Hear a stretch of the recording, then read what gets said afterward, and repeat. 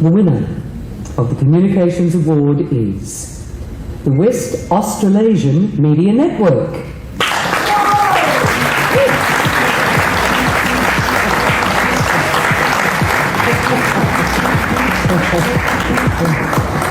Not excited at all. The West Australasian Media Network is an independently owned and managed news and media company which reports news with a focus on local youth matters. You want to come. Cultural diversity and related issues. Do you know what? I'm going to get out of the way because I think you're ready to speak. Not exactly. I haven't actually prepared this speech until half an hour ago. You see me, I was there with a pen. Very quickly, distinguished guests, ladies and gentlemen, I'm humbled and honoured to receive this award on behalf of WAMN News Online. I can assure everybody here that this is not an individual award, this is team effort that gets us to this stage. Now, during the coronavirus period last year, we had the honour to work with Omni, and obviously it's Kate Rowlands. Where's Kate? Where are you? Where are you? Right over there. Just told me quite a few things. Filming the coronavirus messages, helping the department out, actually taught me quite a few things about multiculturalism. It's about four words, right? Patience, understanding, the embracing of our differences, and most importantly, share our diversity. And of course, the differences brought us together, not apart.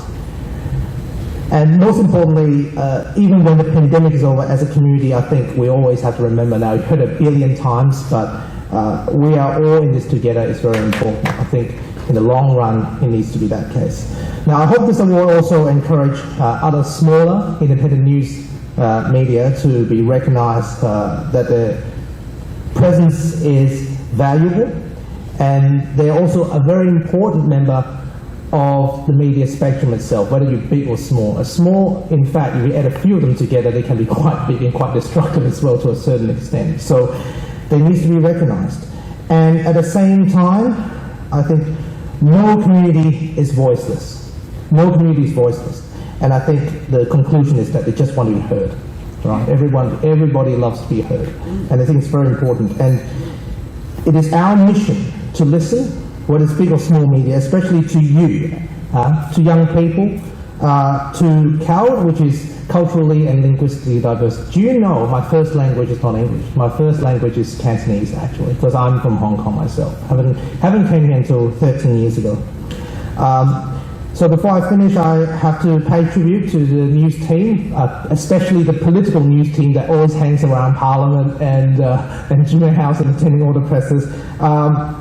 Past and present, especially to Taylor Hannah. Taylor's not here, but obviously a huge honour for her. Nelson, my deputy, Kit Sanders, Michael Connor, Helene over there, and Daniel Staniskoff, and of course, finally, I have to say thank you to my parents, because without my parents, I don't understand why they picked Perth, but they picked Perth. So, they picked Perth, they picked Perth. As a man of faith, I have to praise God for this, so give God thanks to this. And finally, most importantly, I just hope that everybody, when you see an independent media outlet out there that is trustworthy, that's worth to believe in, worth your support it. Because if you don't pay for journalism, journalism will pay for itself. Cheers. So thank you for this. Cheers.